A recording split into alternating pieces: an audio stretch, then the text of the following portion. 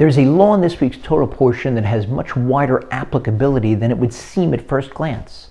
In the rare instance that a Jewish court would sentence a defendant to death, the defendant would be hanged, but only for a brief period of time. Then he would immediately be buried that same day. Why? Because a hanging corpse is an insult to God. But that mandate to bury immediately isn't limited to a prisoner on death row. In Judaism, we always try to bury as soon as possible. Getting back to this law, though, why is a hanging corpse an insult to God? The sages in the Talmud explain with an analogy.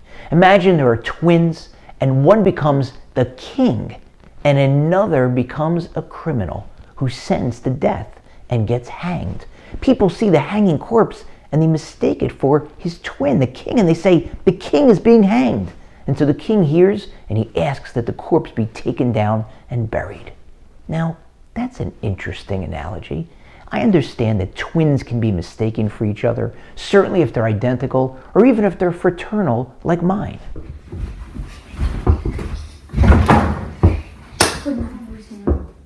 Guys, can anybody tell you two apart when you're both wearing your rec specs? Of course. How?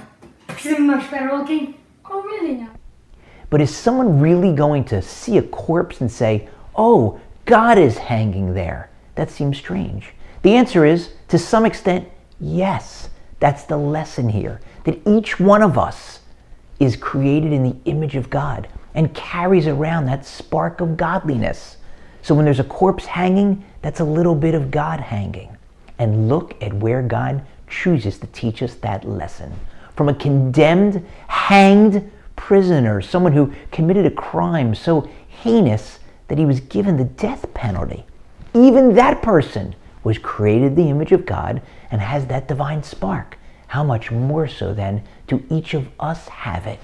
And what a great lesson to remember as we inch closer to the high holidays, while we prepare for them. No matter how far we've strayed from God, each of us was still created in His image. And each of us still carries that divine spark within us, that pilot light that never goes out and can always be raised to a much higher temperature.